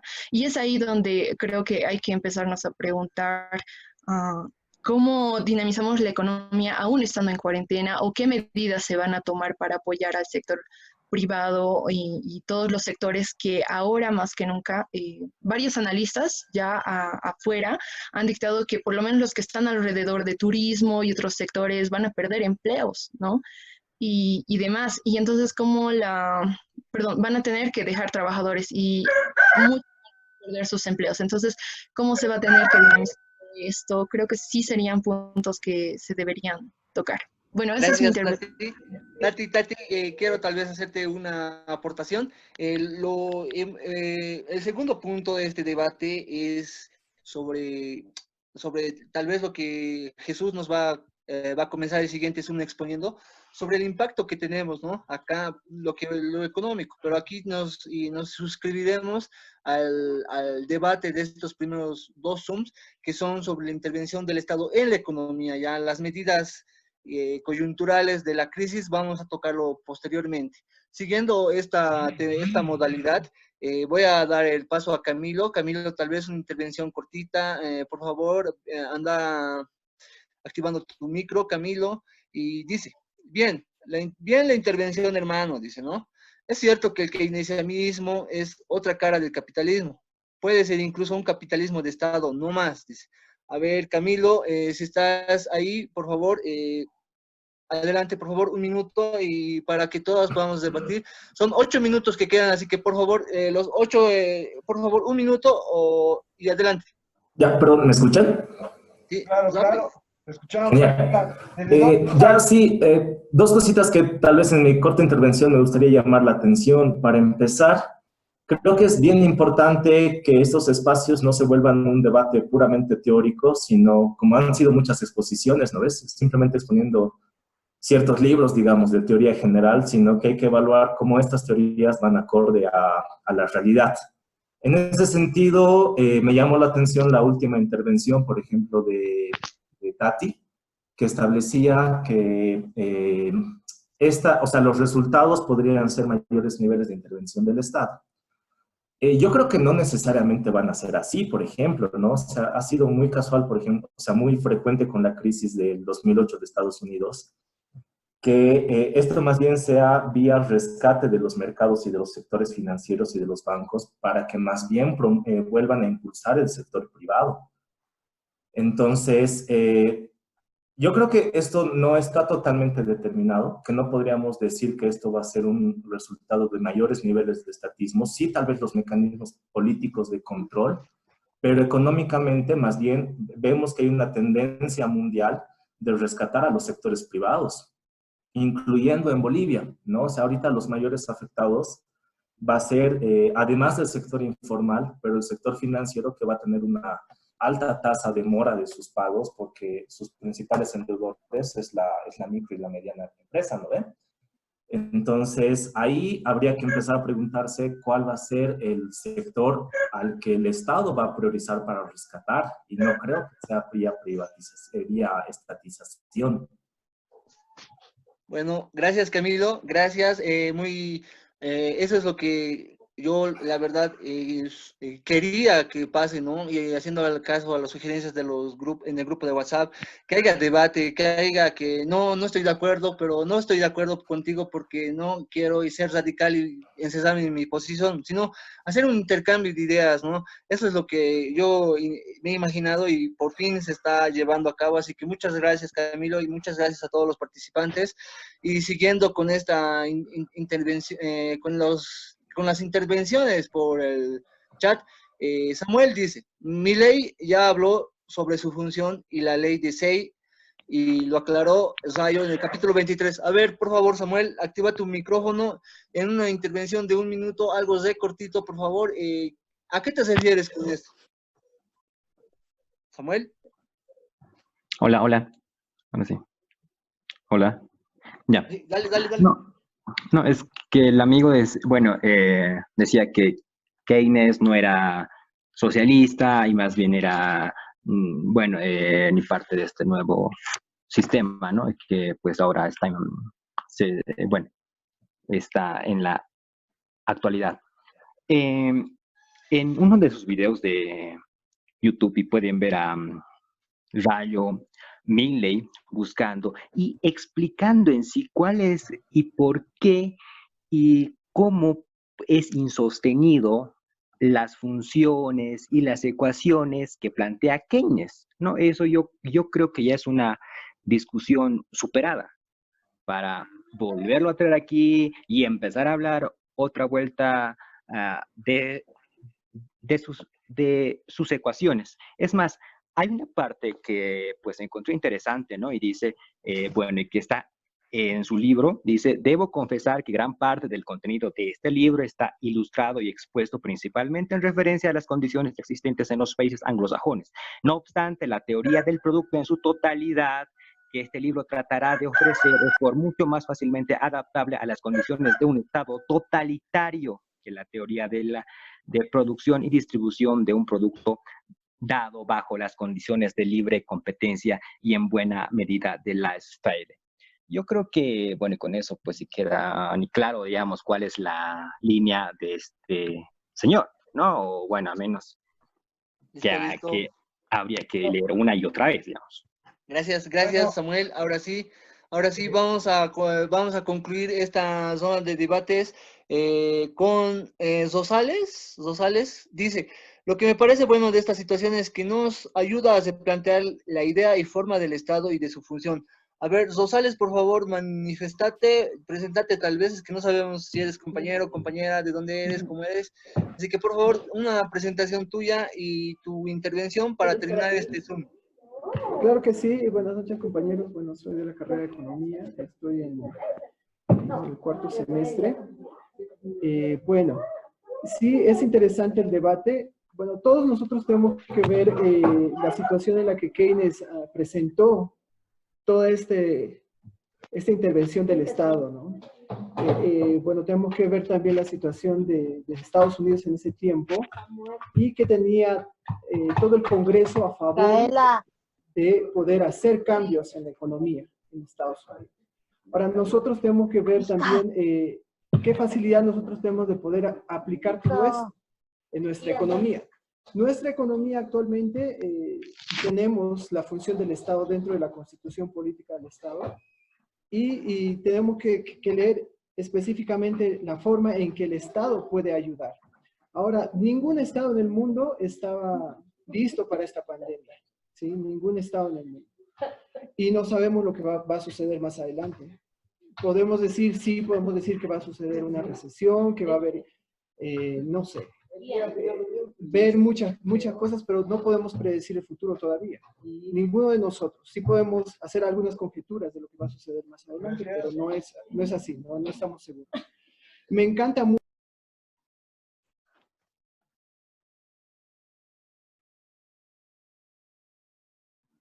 Ya, ¿está ahí, Rosales? Ahora sí, por favor, termina tu intervención. Exacto, gracias. ¿Y por qué es la razón del Estado? O sea, ¿por qué le hemos dado parte de nuestra libertad al Estado? Obviamente necesitamos que el Estado vele por nosotros también, hasta cierto punto. Estaba viendo en las noticias cómo Corea del Sur, un Estado bien liberal, intervino la libertad de sus propios ciudadanos en bien de toda la salud. Y bueno, creo que vamos a ir a eso, ¿no? Nuestro país, bueno, hace muchos años que nosotros estamos viviendo la intervención del Estado en todos los aspectos de la economía. Ahora ya está normado, ya está dentro de nuestra constitución política del Estado. Y bueno, el único camino que tenemos para aplicar dentro de nuestra política del Estado una política económica es el keynesianismo. No tenemos otra salida más. Entonces tenemos que hacerlo, a menos de que queramos modificar algo para poder aplicar alguna otra situación más liberal, tenemos que acudir nuevamente al Congreso y cambiar las leyes y cambiar algún artículo de la Constitución Política del Estado. Bueno, es interesante, a mí me parece muy interesante porque necesitamos ver nuevamente a nivel mundial replantearnos la forma en que damos la libertad al Estado y el poder que le damos a ellos. Gracias. Nos encontramos en el siguiente Zoom, ya tenemos menos de un minuto. Lo voy a cortar ahorita. Espera, tú antes de cortar el siguiente, por favor, unas palabritas. Para el siguiente Zoom vamos a comenzar con las fallas del sector público en el manejo de la crisis mundial del COVID-19 y por lo cual va a comenzar nuestro amigo Jesús Echevesi, así que los esperamos en el siguiente Zoom. Nos vemos, chao, al siguiente. ¿Cómo pasar para dar la vuelta a la cámara esta? Ya te puse las diapositivas, Jesús. Las que me dijiste anteriormente, esas ya están en la pantalla. Puedes comenzar cuando quieras. ¿Cómo puedo hacer para dar la vuelta a esta cámara? Ignoro, hermanito, no sé con qué dispositivo estarás, pero ya están las diapositivas que me mandaste, las últimas. Ya están en la pantalla, hermano. Así que puedes comenzar. Puedes comenzar, adelante. Bueno, antes que nada, muchas gracias por darme la oportunidad de poder participar y compartir un poco la situación aquí en Paraguay. Quería comenzar inicialmente con la situación sanitaria. Como pueden ver en la diapositiva, pueden ver que actualmente, o sea, el día de ayer se confirmaron 92 casos a nivel país. El día de hoy, como la autorización son cada 24 horas, tenemos un total de 96 casos.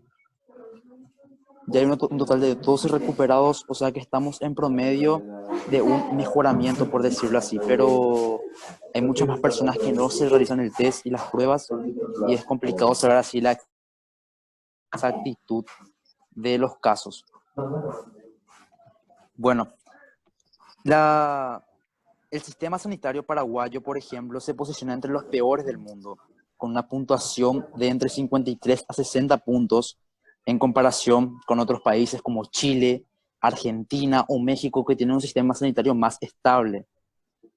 Nuestro país, sanitariamente, al año crece solamente un 14%, en comparación de otros países que crecen entre un 20 y un 29% anualmente. La esperanza de vida aquí en Paraguay es de 75 años de edad.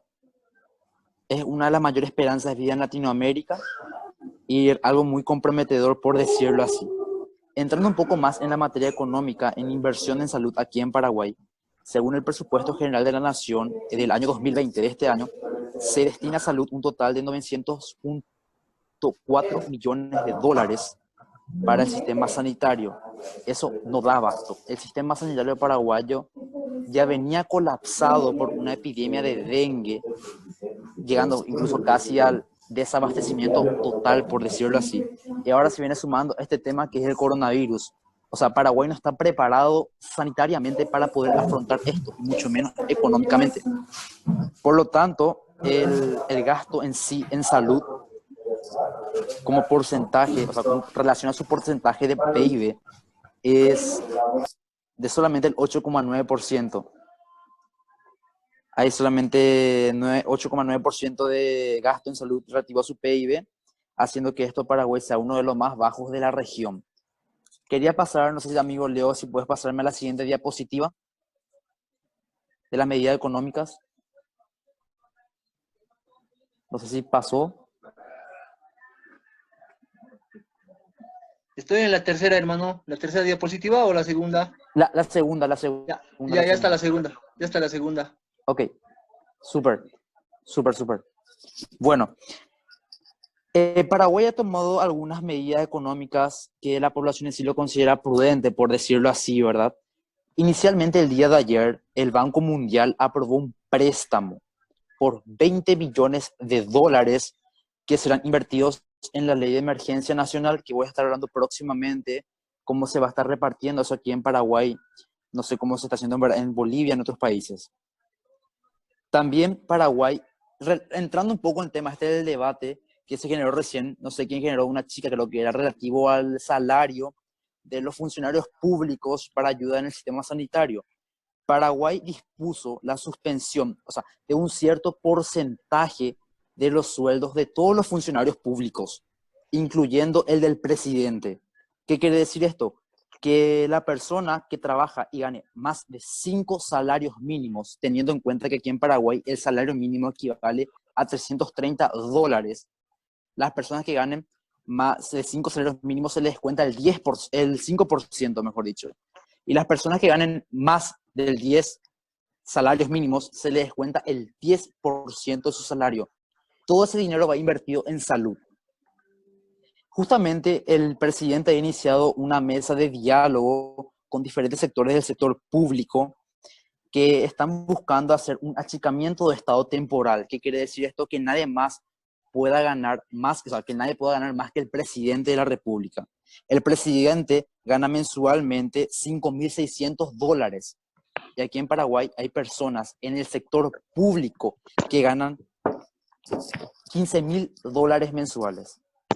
Es abismal la cantidad de dinero que ganan mensualmente, y con este proyecto busca achicar el Estado y que nadie más gane que el presidente, como tendría que ser.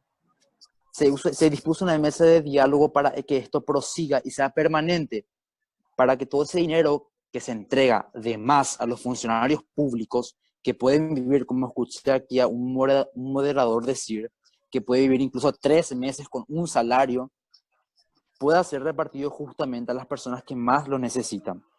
También aquí en Paraguay se atrasó los impuestos, todos los impuestos relativos al consumo y relativos a los impuestos de la renta se atrasaron por 3 meses.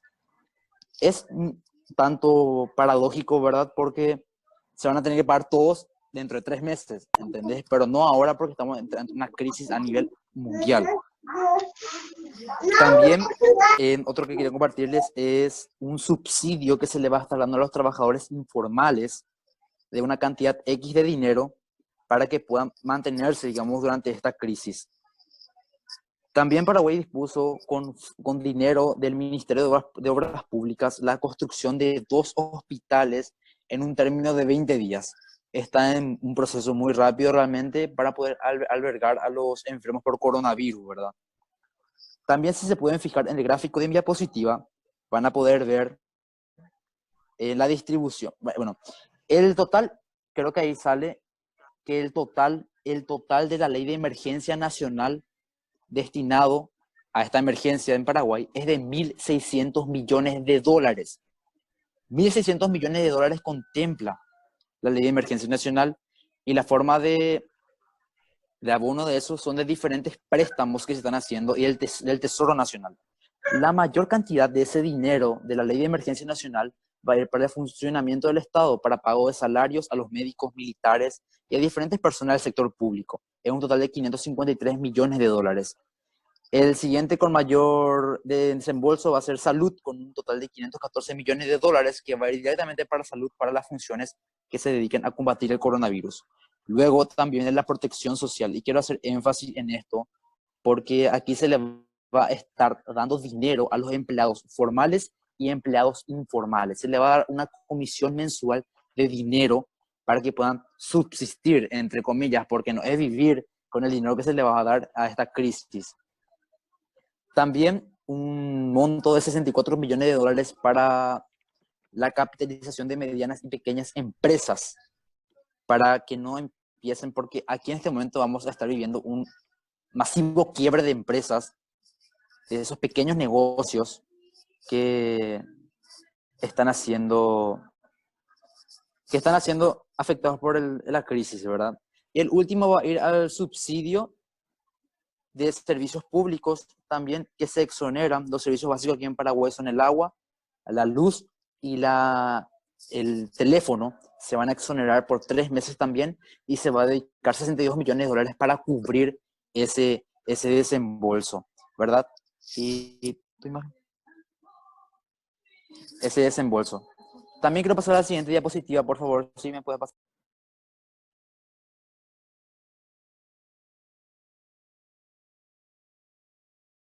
Hacer énfasis yo le pedí a Leo para hablar un poco sobre el impacto microeconómico que va a tener esta crisis, porque debemos considerar que hoy en día están existiendo personas que no están teniendo un plato de comida en sus mesas. Lastimosamente es real, eso se debe a esta crisis, y es muy trágico realmente, es muy trágico.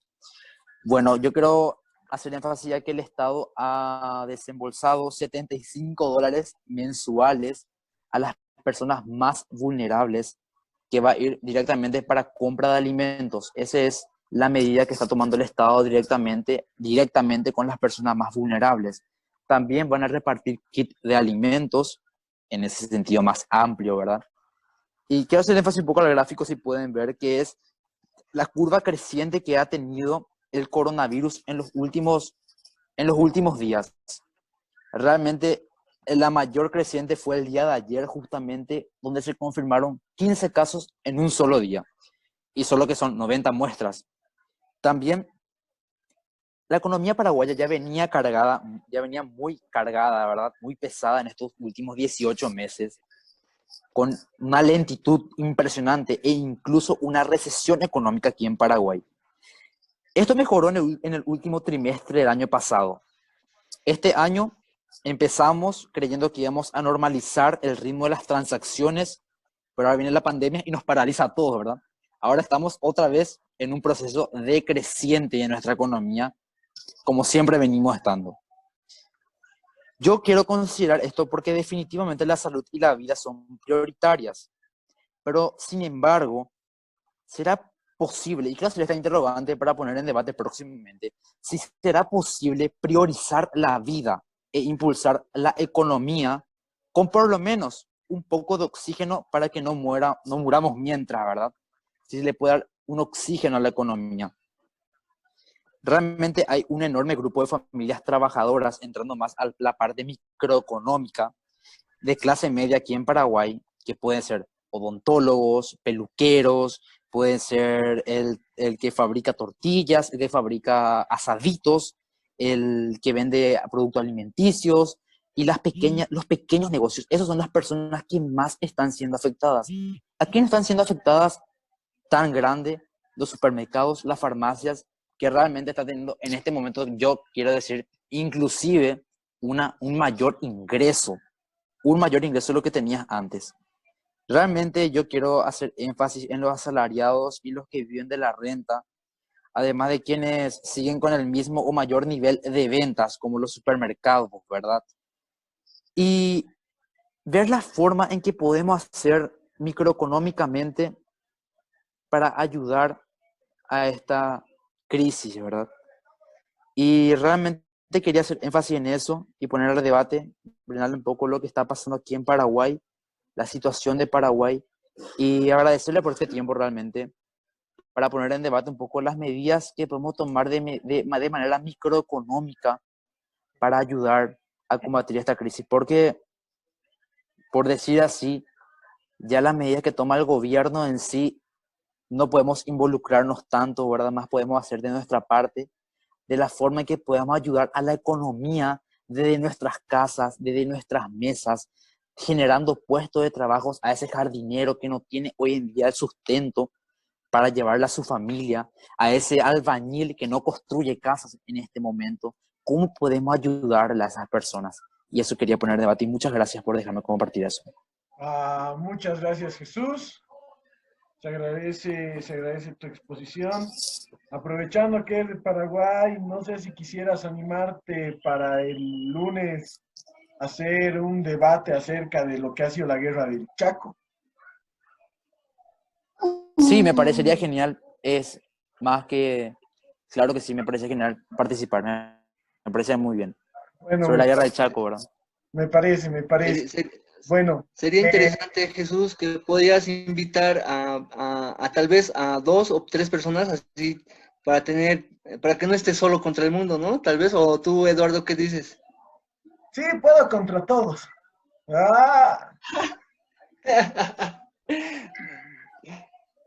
Está muy bien, muchas gracias, en serio. Y espero. Bueno, la visión que yo tenía de Paraguay, bueno, cómo lo pintaban las noticias acá, lo pintaban, digamos, como un país que estaba influyendo mucho en la vida, ¿no?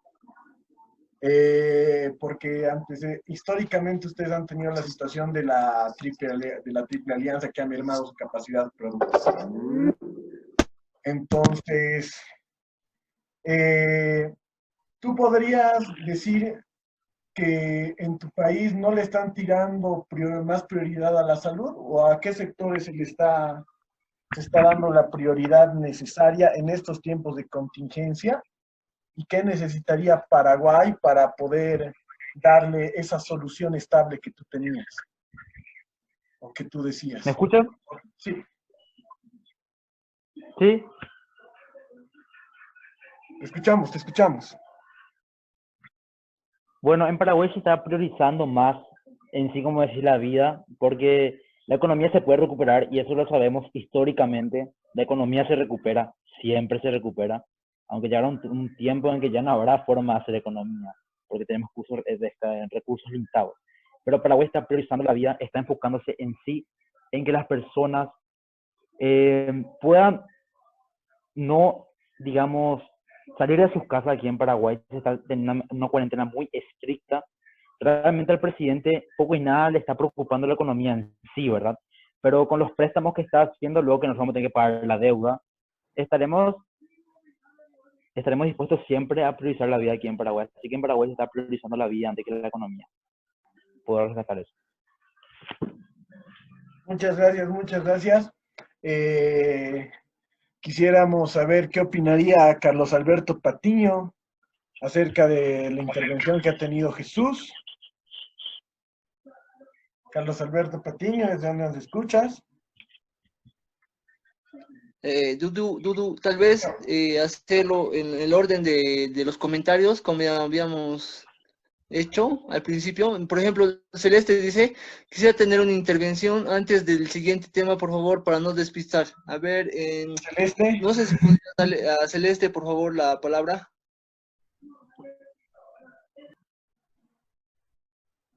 Celeste, ¿estás ahí? Sí, perdón, no me di cuenta que mi micrófono estaba desactivado.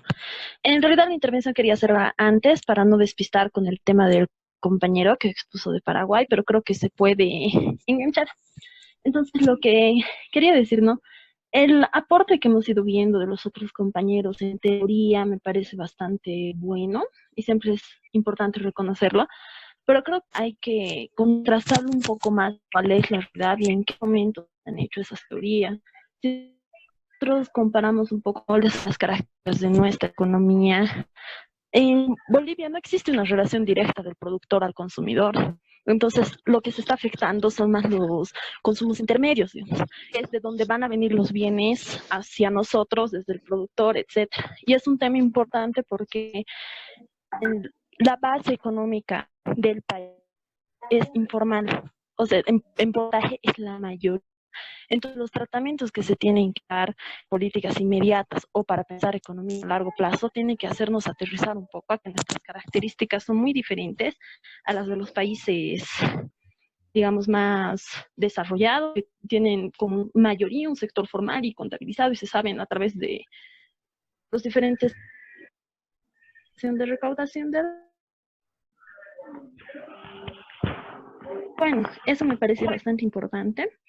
Y por parte del compañero Jesús, es una ponencia muy interesante que digan que hay que darle prioridad a lo que es la vida, que no recupera, porque siempre se ha hecho. Lo que ahorita a mí están como economistas, ver cómo salir de esta crisis desde ahora, pero que no hay que desmerecer, digamos, que ahorita lo importante es priorizar la vida y a las personas. Y por las características que nosotros tenemos, esto debe estar muy jodido. Y es bien complicado mantener una cuarentena tanto tiempo teniendo un sector tan débil económicamente. Entonces, bueno, ¿no? Para dejar a la reflexión, el hecho de decir de que está bien que estudiemos las teorías, pero creo que nos toca proponer en algún momento. Y proponer desde nuestra realidad, que es lo que está faltando bastante, creo yo. Y bueno, eso es. Gracias, Celeste. Lo que dice Celeste también es importante al respecto de, después de todo, sin la teoría no podríamos hacer una abstracción de la realidad, ¿no? No podríamos modelizar lo que nosotros consideramos la realidad, ¿no? No podríamos ponernos supuestos para una modelización. Siguiendo el orden de los comentarios, Esteban dice, la salud depende del sistema de salud y la salud del sistema depende de la economía. No podemos escoger uno y el otro. A ver, tal vez, Esteban, ¿dónde estás? Esteban, por favor, tu out, creo que ya no está Esteban. Esteban. No, creo que ya no está. A ver, Tati dice, ni tanto dice, un crecimiento en 10% para los sectores alimenticios y farmacéuticos. A ver, Tati, por favor, activa tu micrófono y explícanos a qué te refieres con tu comentario de un crecimiento en 10% para sectores alimenticios y farmacéuticos. ¿Están seguros que no está Esteban? No me responde. ¿Dónde está Esteban? Esteban. Búsquenlo. Ya. Pero mientras aparece, por favor, Tati, danos tu opinión de tu comentario. Ya, ok. Sí, era cuando el compañero tocaba el punto de que los más beneficiados ahora son farmacéuticas. Y sí, obviamente hay sectores que van a resaltar en esta situación, pero algunos datos muestran que solo está haciendo el 10%, tanto para sectores alimenticios y farmacéuticos, ya que también la cuarentena implica eso, ¿no? En Bolivia solo nos dejan ir a comprar nuestros alimentos y también se prioriza, digamos, la salud y todo, pero hay que ver que no va a ser tanto ese crecimiento porque aún nuestro presupuesto está restringido y más bien cada vez se va agotando. Con respecto a ese punto, eso sería mi comentario. Y también has comentado que Beni ya se reveló. ¿A qué te refieres con eso? Tal vez un panorama más amplio y tal vez al mismo tiempo invitarles a los compañeros que están de espectadores a comentar y así darles un paso a la opinión. Por favor, Tatiana, continúa con este problema, ¿no?, social que se empieza a suscitar. Y lo que tú dices es que Benny ya se reveló, ¿no? Y nos damos de cuenta que esta situación se está agravando demasiado en nuestra parte del mundo. Tal vez acotando a este problema social derivado de la cuarentena, tenemos que muchas personas están perdiendo sus empleos. Ya lo había dicho en el anterior Zoom, Tatiana, que casi 10 millones de personas han solicitado ayuda del gobierno estadounidense para asistencia social, que se refiere al desempleo. En Filipinas, el presidente ha ordenado que cualquier convulsión social sea acallada con plomo. O sea, se están tomando medidas realmente muy drásticas, pero el debate ¿son medidas en función al tamaño de la crisis o son medidas por no haber tomado la crisis adecuadamente, ¿no? Ese es un tema que tal vez quisiera que debatamos, que podamos mencionar, y tal vez hasta que se animen a mencionar, a dar otro dato un poco macabro, en el sentido de que muy bien han visto los videos de Paraguay, en la que el sistema de salud ha sido rebasado totalmente. Hay personas que están muriendo en sus casas y que están siendo problemas para su familia porque escuché en CNN, en el programa de Fernando Rincón, cuando hacían la cobertura sobre el problema, que una familia ecuatoriana murió, una familia completa murió en su casa porque estuvieron días con el cadáver y que nadie podía recogerlos. No había ambulancia, no había policía, no había ningún tipo de auxilio para que puedan recoger ese cadáver, y ese cadáver fue foco de infección para que los miembros de toda una familia mueran, ¿no? Y al final ya no fueron solo a recoger un cadáver, sino fueron a recoger a toda la familia. Y eso es un problema realmente agudo, y al que nosotros estamos expuestos, tanto en Paraguay, tanto en Bolivia, en la Argentina y en toda Sudamérica estamos expuestos a esa parte de la colapso del sistema de salud. Y ese es un tema que quisiera que debatamos. Tal vez, Carlos, por favor, tu micro y comentanos sobre lo que piensas de las medidas actuales, ¿no? Sobre si están bien, si están mal, se pueden corregir, o qué puedes tú expectar en tu conocimiento que pueda pasar con las medidas actuales. No sé si me escuchan ahora todos. Te Sí, escuchamos fuerte y claro.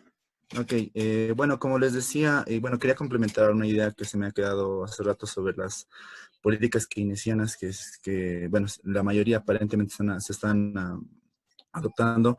El tema de Bolivia es un caso muy particular, ¿sí? Estados Unidos, como todos saben, puede darse el lujo, como decían los compañeros, de emitir deuda, o imprimir, hacer una emisión monetaria como se les pegue en gana. Después de la convención de Bretton Woods, pues ellos se han consolidado en la economía, ¿no? A través de y han establecido una divisa grande. En nuestro país es muy complicado. No sé si han escuchado, hace 2 días aproximadamente, Página 7 ya sacó un artículo donde nuestras reservas han caído, bueno, no ante una emergencia sanitaria, ¿no? El Banco Central ha aprobado un crédito de 1.000 millones de dólares y ahora nuestras reservas están cayendo a 5.900, si no me equivoco, por ahí está rondando nuestras reservas internacionales, ¿no? Entonces, emitir, si de alguna otra manera estos bonos son paliativos para combatir este shock, a mediano plazo y largo plazo sí resulta preocupante de qué es lo que se va a hacer, porque al final de cuentas, en principio, cuando entró el gobierno actual, una de sus metas principales era la reducción del déficit fiscal. Y bueno, según proyecciones de algunos economistas, aparentemente el déficit fiscal solamente para este año va a ser del 10%.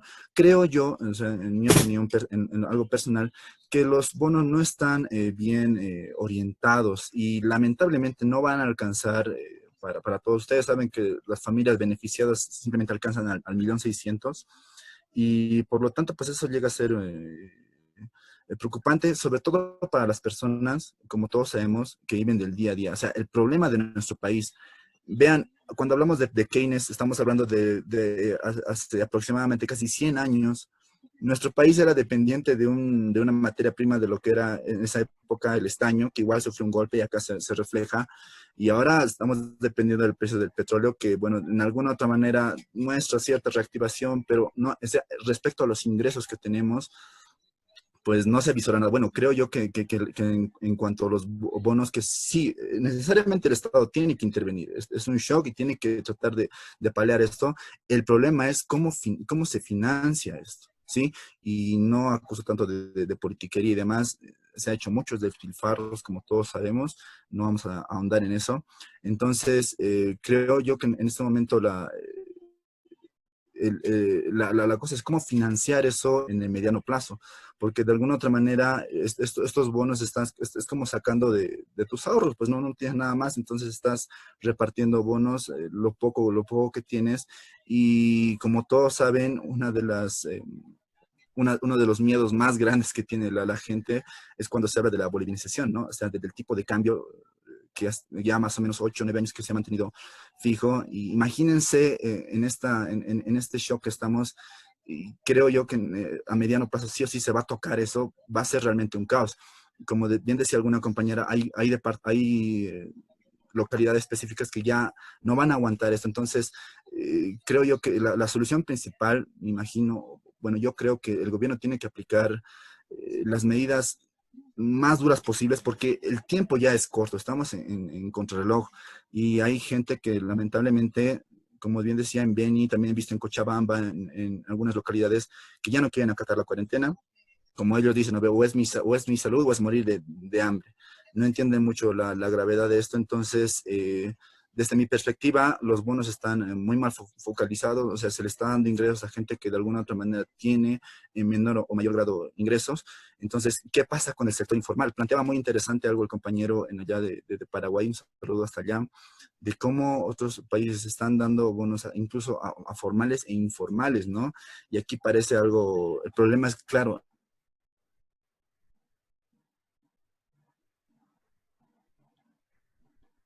Hola, Carlos. Creo que Carlos, Eduardo, ¿estás ahí? Estoy acá, pero está en línea. Carlos, ¿qué pasa con Carlos? No escucho a Carlos. Tiene lag. Carlos, ¿tienes lag? Ya creo que pasamos, ¿no? Al siguiente. Te había escrito en el chat, por favor, dale la palabra. Por favor, tenemos 8 minutitos. Leo. Ya, Carlos creo que sufrió una desconexión.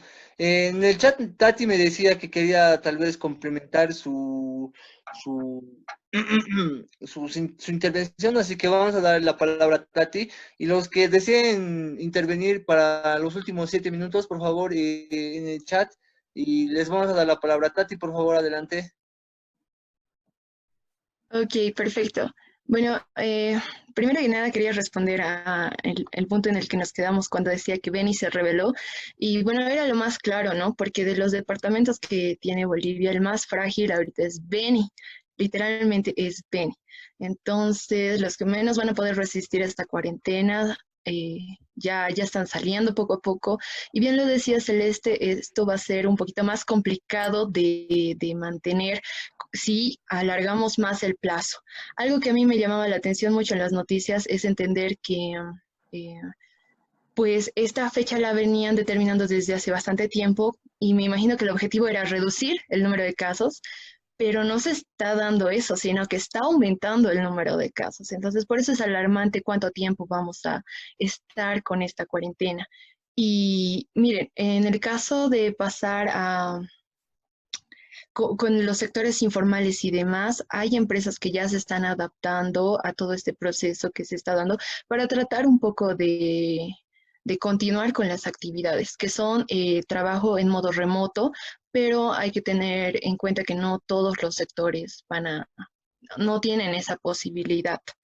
Entonces, bueno, ahí creo que es la preocupación de que tal vez sí, no me voy al hecho de que necesariamente tengan que estatizar las empresas, no, pero son opciones que se están dando en otros países y con situaciones aún más fuertes que la nuestra. Entonces, en nuestro caso, digamos, sí sería bueno intentar ver qué podría hacer nuestro gobierno por nuestro sector privado, ¿no? Ya que no todos los sectores pueden pasar a este modo remoto.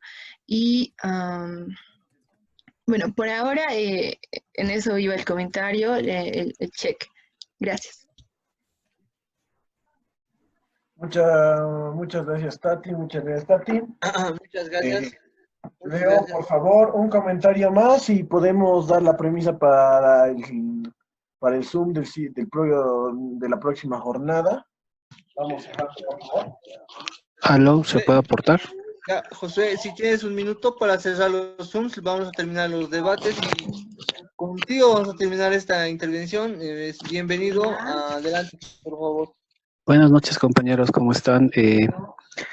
Sí, un punto bien fundamental que me ha llamado igual a mí la atención es el caso de la cultura misma que nosotros tenemos, ¿verdad?, como bolivianos, ¿no? El hecho de que va a ser como hablábamos nosotros desde el anterior debate y bueno, estamos viendo esa realidad.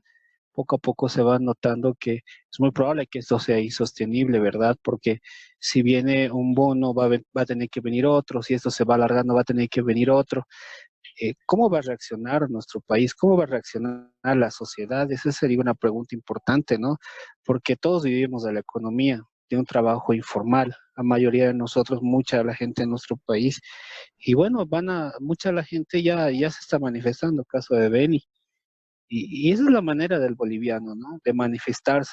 Eso es lo que nosotros siempre vemos, que si algo no están de acuerdo, pese a que pueda haber la cuarentena o no, es muy probable que la gente en algún momento se canse de estar en cuarentena en sus casas sin poder hacer, digamos, de trabajar, de poder generar economía, y es muy probable que de aquí a un tiempo tengamos igual marchas en medio de las mismas cuarentenas, en medio de la misma pandemia en nuestro país. Si es como decían los compañeros, si es que no se manejan políticas adecuadas, políticas que vayan en beneficio a todos, que pueda llegar a todos, eso es lo que la gente quiere, ¿verdad? El caso de los bonos de las canastas, por ejemplo, no ha llegado a muchos sectores y muchos de ellos ya se han manifestado, ya hay controversias al respecto. Esperemos que esto pueda solucionarse definitivamente en nuestro país y en otros países seguramente es el mismo caso. Por eso decían muchos especialistas, hablan que es importante que vean la realidad de otros países, en este caso las autoridades, y ver, ¿no?, de aquellos países cómo han podido sobrellevar esta situación y tomar algunas que otras estrategias. Sin embargo, no somos tal vez un país desarrollado a esa igualdad de esos países, pero sin embargo podríamos tomar alguna que otra estrategia que vaya de acuerdo a nuestra realidad, ¿verdad? Y definitivamente el tema es bastante interesante y me ha agradado escuchar también esa opinión desde Paraguay. Ese es mi aporte. Muchas gracias, Josué, muchas gracias. Bueno, el lunes vamos a hacer un foro debate acerca de lo que va a ser de lo que ha sido la guerra del Chaco y qué es lo que ha generado en cada país, ¿no? Y bueno, señores, bajo esa premisa quiero agradecerle a Leo, por siempre acompañarnos en esta iniciativa. Muchas gracias, Leo, muchas gracias a ustedes por estar conectados. Esta ha sido la tercera versión del Foro Debate Público de Reconcilia Bolivia. Leito, por favor, si quisieras despedirte, agradecerles a todos.